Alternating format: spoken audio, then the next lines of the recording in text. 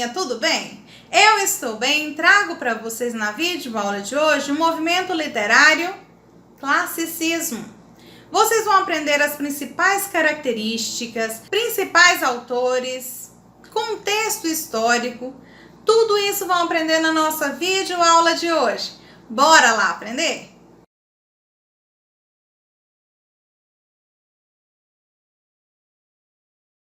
Primeiramente, antes de começarmos a falar sobre o classicismo, eu preciso entender a ordem cronológica dos movimentos literários antes do classicismo.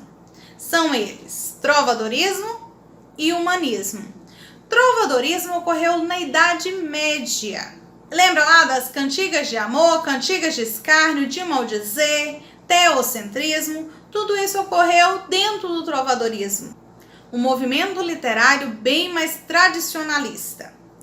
Após o trovadorismo, nós temos o movimento literário humanismo, que serve de transição entre o trovadorismo e o classicismo, entre a Idade Média e a Idade Moderna. Mas, professora, o que é o classicismo? Que movimento literário é esse? O movimento classicismo, também conhecido como seiscentismo, que ocorreu por volta do século XVI, e também conhecido como literatura do Renascimento, que ocorreu bem na época do Renascimento. O que é o Renascimento? Renascimento é movimento que envolveu a cultura, política, literatura, ideologia.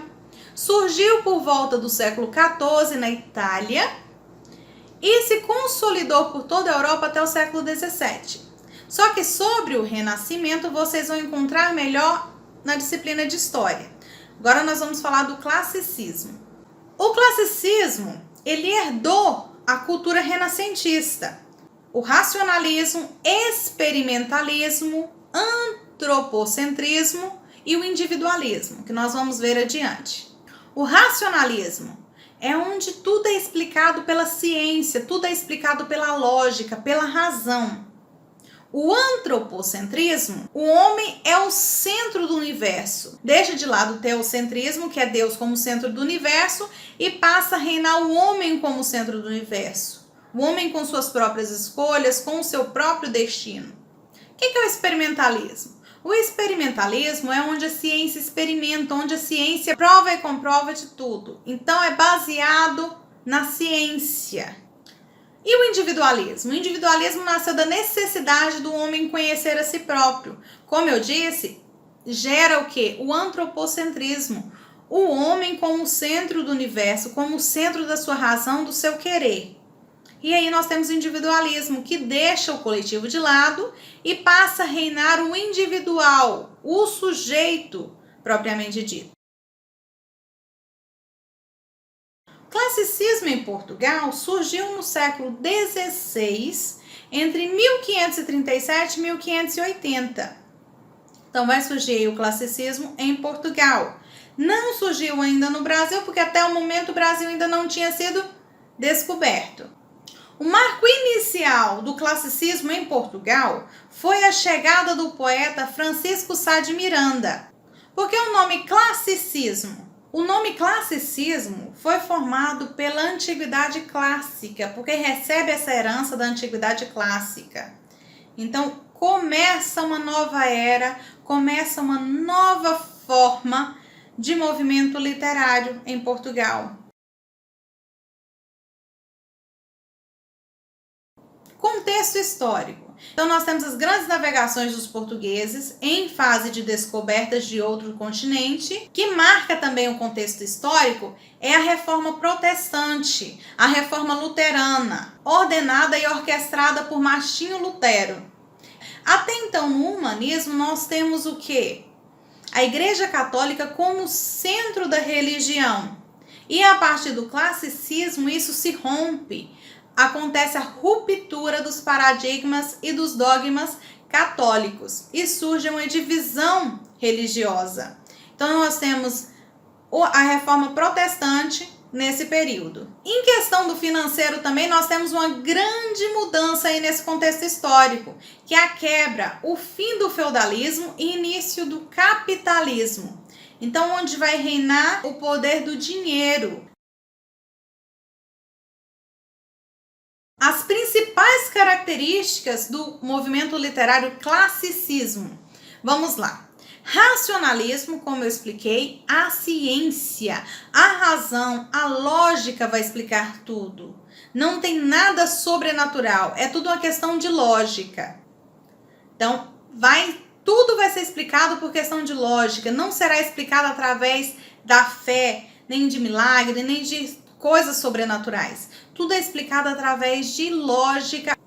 Nós temos o individualismo, onde o sujeito passa a valer aí mais que o coletivo.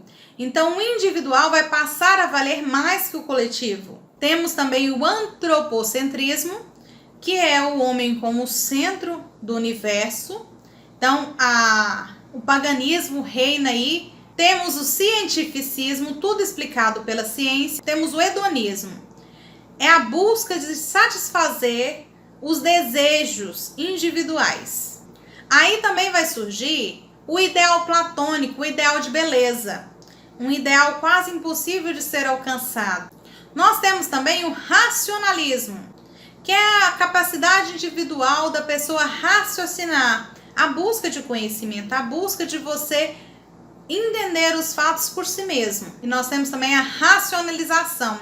A racionalização é a busca em compreender do mundo e o seu lugar no mundo. Nós temos a presença de 3 importantes figuras de linguagem, que é a antítese, paradoxo e a personificação ou prosopopeia. Nós vimos aí nas figuras de linguagem. Busquem aí que vocês vão entender cada figura de linguagem, o que ela significa. Nós vamos ter a presença também do rigor formal, a métrica bem delimitada, sonetos e versos decassílabos. Então, nós vamos ter a presença de uma regra bem delimitada na estrutura do poema.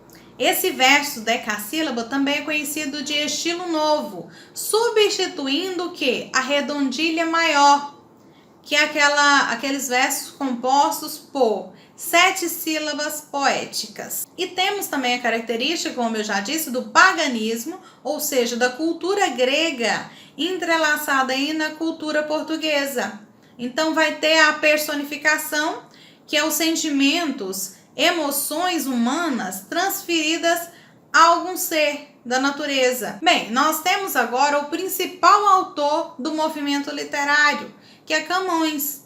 Isso mesmo, Luís Vaz de Camões. Nascido em 1524 e morreu em 1580, ele só teve a sua glória atingida e a glória como escritor, como poeta do movimento, após a sua morte. A obra de Camões é dividida em 3 partes: épica, lírica e dramática. A épica é uma forma de narrativa, narra eventos heróicos, acontecimentos heróicos, em forma de narrativa, em forma de narração. Já nós temos a lírica, que o nome vem de lira, que é um instrumento musical, que quer dizer melodia, transformação aí do poema para melodia. Então nós temos a presença do soneto, de rimas, de métricas bem delimitadas, com sonoridade. E tem também a obra dramática, que é uma obra colocada em ação, em forma de teatro. Nós temos aí a comédia, a tragédia, a elegia, tudo dentro da obra dramática de Camões. Mas a obra que mais impactou o movimento literário classicismo foi uma obra épica, chamada Os Lusíadas, publicada em 1572, traz os cantos referente às conquistas marítimas aí dos portugueses, a essa viagem descoberta às Índias. Lembrando que até então o Brasil ainda não tinha sido descoberto. Então essa escola literária, esse movimento literário é somente em Portugal. É essa transição, o que está acontecendo aí nessa viagem feita de Portugal até o caminho de descoberta das Índias, até o caminho de descoberta para o Brasil. A obra Os Lusíadas tem 10 cantos, ou seja, eventos, acontecimentos referente aos portugueses nessa viagem descoberta às Índias. A obra é marcada marcada por 10 cantos marcantes. Os principais são Ilha dos Amores, Velho do Restelo, Gigante Adamastor e Inês de Castro. Então, são cantos marcantes referente às aventuras vivenciadas nessa viagem em descoberta das Índias. Essa é a capa da primeira edição publicada das obras de Camões, Os Lusíadas. Olha aí o exemplo do canto, do quarto canto. Depois de procelosa tempestade noturna, sombra e sibilante vento, traz amanhã serena claridade, esperança de porto e salvamento. Aparta o sol a negra escuridade, removendo o temor ao pensamento. Assim no reino forte aconteceu, depois que o reino Fernando faleceu. Esse canto trata da morte de Dom Fernando. Então foi um momento marcante durante essa viagem. O canto tem algumas diferenças ortográficas aí, porque foi escrito na língua portuguesa de Portugal. Espero que vocês tenham gostado da videoaula de hoje. Eu fico por aqui. Fiquem todos com Deus. Até a próxima videoaula.